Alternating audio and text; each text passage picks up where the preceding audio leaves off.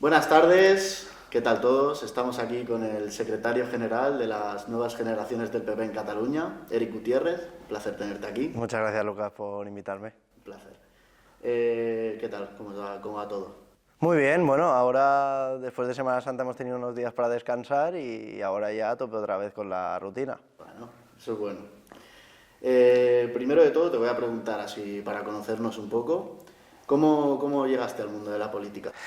Pues mira, sinceramente no sabría decirte porque yo empecé en la política desde que tengo uso de razón, o sea, yo desde muy pequeño me interesaba, con 8 años me leía los programas electorales, seguí la campaña de Zapatero contra Rajoy en 2008 ya, me ha gustado desde siempre. Pero el hecho que me hizo dar el paso y afiliarme a un partido político con 16 años fue que a mí en mi instituto me dijeron que no podía hacer un trabajo de recerca en castellano, el trabajo de fin de bachillerato no lo podía hacer en castellano, entonces yo dije, ¿por qué? Si en España hay dos lenguas oficiales y en Cataluña hay dos lenguas oficiales, que son el catalán y el castellano, y están reconocidas por la Constitución y por el Estatuto, ¿por qué no puedo yo ejercer mis derechos lingüísticos y hacer una lengua que quiera? Que además no lo hacía por mí, porque yo en mi casa hablo catalán y lo hubiera hecho en catalán igual, de hecho yo lo hice en catalán.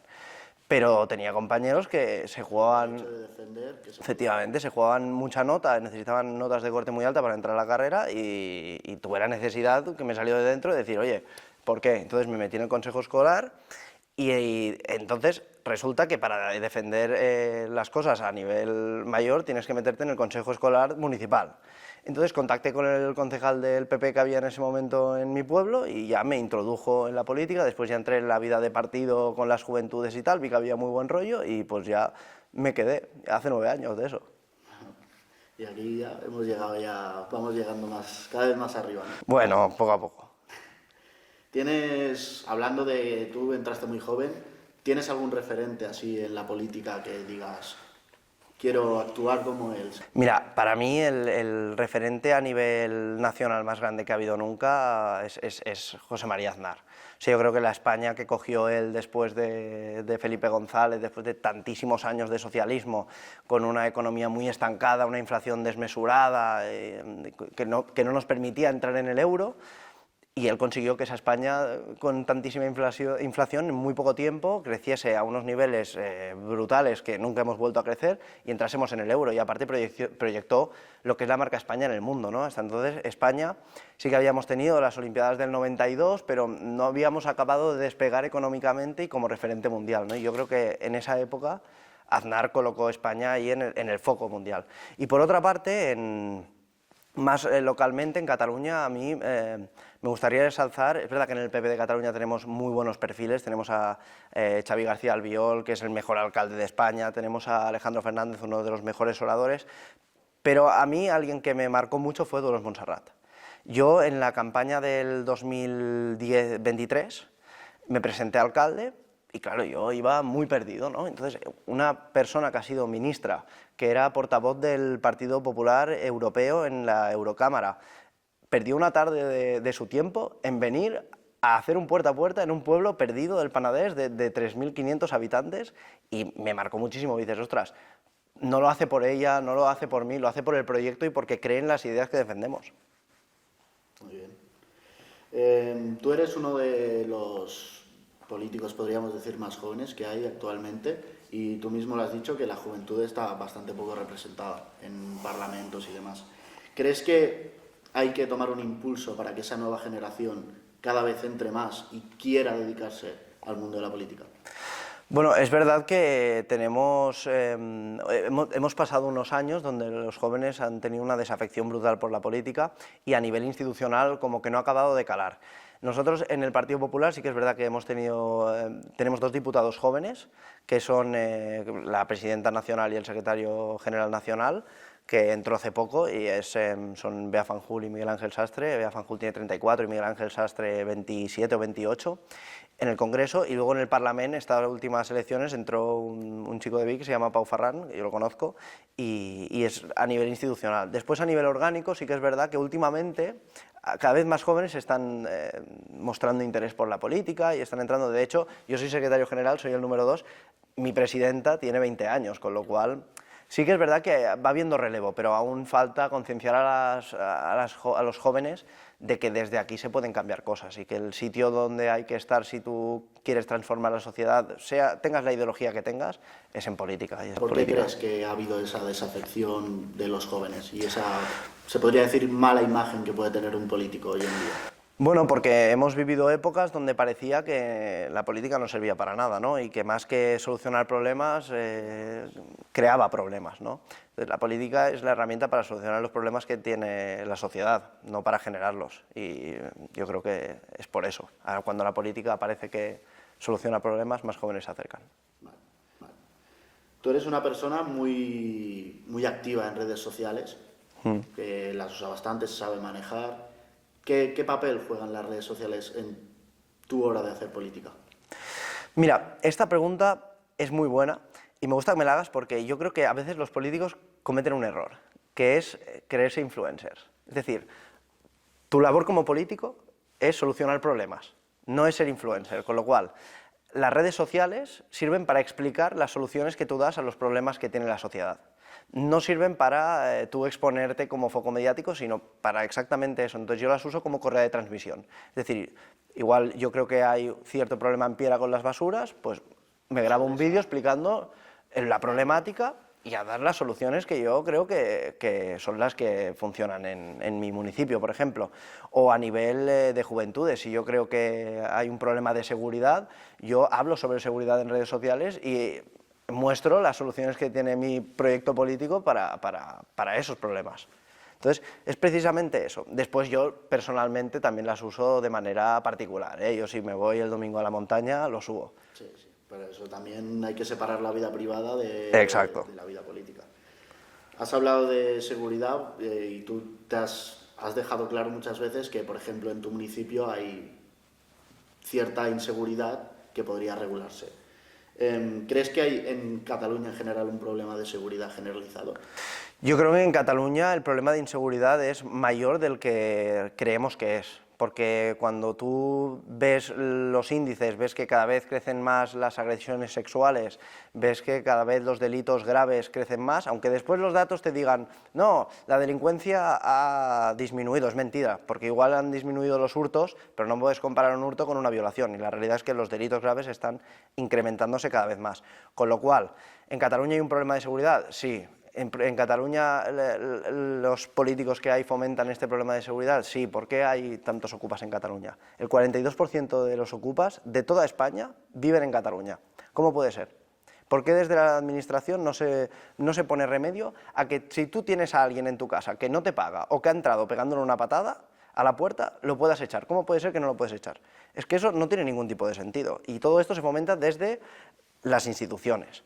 Entonces, soluciones: endurecer el Código Penal, hacer leyes contra la ocupación, contra la multirreincidencia, a favor de que si alguien la hace, la pague. Y luego hay un problema que está muy claro, que es que la inmigración que tenemos, hay que tenerla muy controlada para saber quién entra en nuestras fronteras.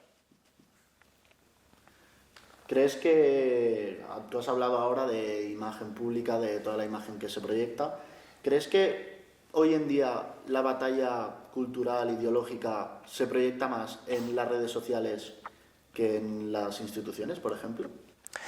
Yo creo que en las redes sociales se recoge el minuto y resultado del día a día de las instituciones. Es decir, tú no puedes comprar una sesión plenaria en el Parlamento, por ejemplo, que duran 12, 20 horas, y los vídeos que luego sube cada político, que es un minuto cada uno por pleno. Entonces, se lucha a diferentes niveles. Obviamente cada uno tiene su actividad política en el faristol del Parlamento, pero luego todo el mundo tiene su batalla ideológica en las redes sociales, igual que lo tienen las tertulias de radio, de tele. Al final las redes sociales son un elemento más a tener en cuenta, que cada vez crece más porque los jóvenes y los no tan jóvenes se informan por redes sociales ya. Hablando de barrios conflictivos, inmigración, ¿crees que se puede preservar la integración cultural y la tradición al mismo tiempo? ¿A qué te refieres con la integración cultural? Que, por ejemplo, en un barrio de Barcelona se implante una mezquita y, por ejemplo, si algún día hay una celebración hindú, por ejemplo, puedan salir a la calle a hacerla. Mira, yo creo que la base de todo es el respeto. Y el respeto no es una cosa que sea unidireccional, sino que es bidireccional, ¿no? El respeto es desde nosotros, que somos el país que acoge, hacia la gente que viene. Nuestra Constitución admite la libertad religiosa y pena muy gravemente la discriminación por razón de sexo, género o religión, pero lo que sí que hay que dejar claro es que la gente que viene tiene que adaptarse. Y a mí, ciertas culturas que hacen que la mujer vaya 2 pasos detrás del hombre, que hacen que la mujer vaya tapada a los sitios, que discriminan sistemáticamente a un género por el simple hecho de nacer mujer, a mí eso no me representa y no tiene cabida en nuestra cultura. Con lo cual, tú, por ejemplo, dices, estos actos que hay en la calle, musulmanes, tú has visto alguno, al final ves en primera fila un montón de hombres rezando y las mujeres al final escondidas, tapadas, recogidas. A mí eso no me representa. Entonces, ¿estamos dispuestos a dejar practicar libremente la religión? Sí, siempre y cuando no discrimines a las personas por su razón de ser. Vale. Y, por ejemplo, hubo un episodio en Piera muy sonado, que fue el incendio que hubo en la mezquita. ¿Por qué crees que hubo gente? Porque en Piera ha sido una población siempre donde siempre ha habido mucha población musulmana y donde siempre se ha convivido bien. Nunca ha habido un problema hacia ese colectivo. ¿Por qué crees que en estos últimos 6 meses, 7, ha habido tanta problemática hacia ellos? Mira, para llegar al incendio de la mezquita hay que poner en precedente lo que había pasado antes con el centro de Menas. En Piera hay un centro de Menas, lleva existiendo varios años y sí que es verdad que al principio dio muchos problemas, después hubo una época donde los que vinieron no dieron muchos problemas y ahora últimamente volvieron a darlos y hubo una pelea entre 2 jóvenes de aquí, pero que podrían haber sido de otro lado, y 2 menas, donde acabaron agrediendo a uno de los jóvenes de manera bastante brutal. Entonces, a raíz de ahí, hubo una manifestación en la cual el pueblo pedíamos, en la cual yo participé, donde pedíamos que se incrementase la seguridad, que no podía llegar a darse una pelea de este calibre en nuestro municipio, porque es que no tiene cabida la violencia en la sociedad donde vivimos. Llegados a este punto, el ayuntamiento tachó a esa manifestación de racista, de xenófoba, cuando no, lo único que se pedía era mejorar la seguridad y que no se volvieran a repetir incidentes de estos. Semanas después hubo un incendio en la mezquita, el cual en su momento se dijo que claramente era intencionado y que había estado provocado. Las inspecciones judiciales aún no lo han aclarado. Con lo cual, eso de que era intencionado y tal, hasta que no lo diga un juez, yo no me lo creo. Puede ser perfectamente un fallo eléctrico, tal, un edificio en construcción, tampoco es tan raro. Entonces, el ayuntamiento aprovechó claramente ese incendio en la mezquita para sembrar lo contrario, es decir, hay odio contra los musulmanes, hay odio contra una serie de personas por razón de religión, por razón de raza, que no existen las razas, pero bueno, a ellos les venía muy bien en ese momento. Y decidieron que era buen momento salir a la calle, hacer una manifestación con lo del incendio de la mezquita y tiraron por ahí. Yo, sinceramente, hasta que un juez no diga que ese incendio fue intencionado, yo no me lo creo. Y tampoco creo que vivamos en un municipio donde seamos racistas o seamos xenófobos. Yo lo que creo es que vivimos en un municipio donde hace falta seguridad y el ayuntamiento no lo garantiza. ¿Y no crees que por desinformación, por desconocimiento, pueda haber un sentimiento de rabia hacia este colectivo, por ejemplo? Es que entonces sería mucho más generalizado todo.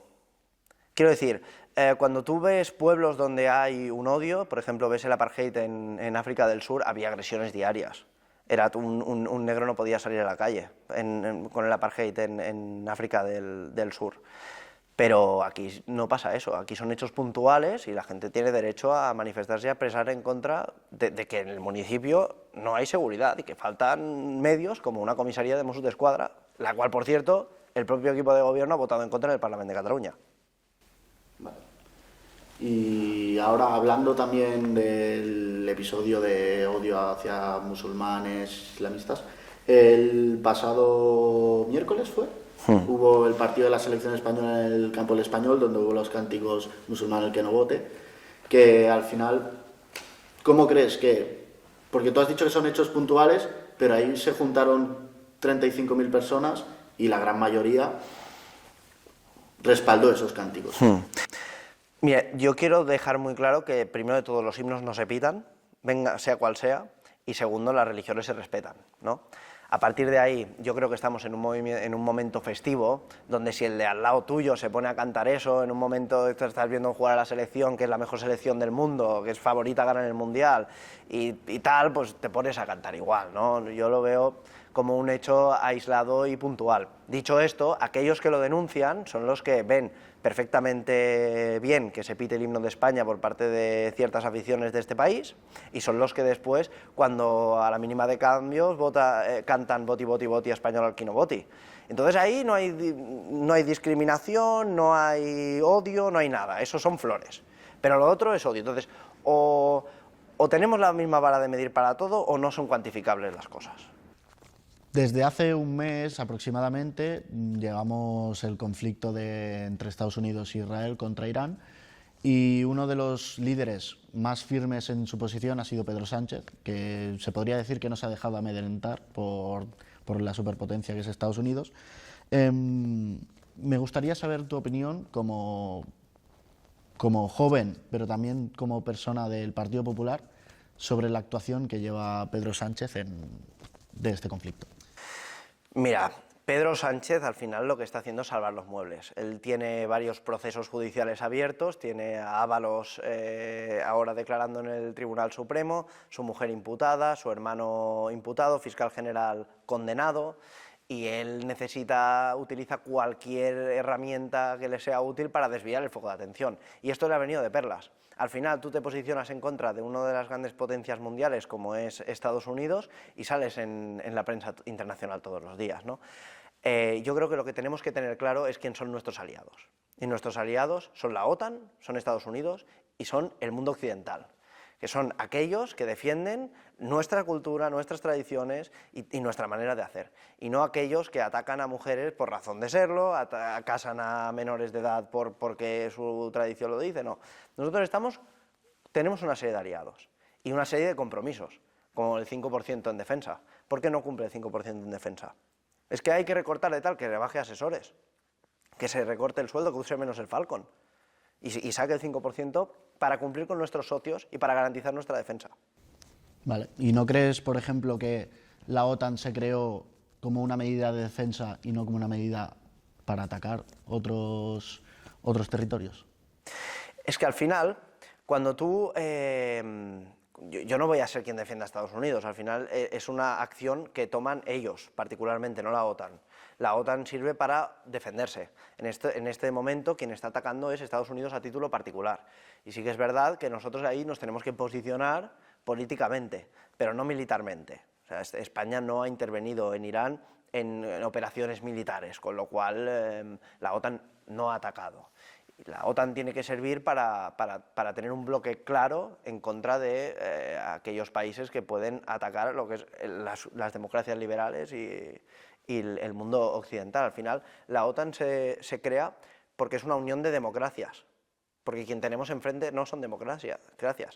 Rusia no es una democracia, China no es una democracia, son regímenes totalitarios que decorados o no decorados atentan contra la libertad de los ciudadanos y que no les garantizan una libertad de expresión como la que tenemos aquí en el mundo occidental. ¿Y no crees, por ejemplo, que la actuación genocida de Netanyahu, que la OTAN procura defender? Mira, al final Israel, hay que ver qué es Israel y qué es Palestina, ¿vale? Israel es una democracia, Israel es un país donde puede ser homosexual, Israel es un país donde las mujeres son libres y Palestina no.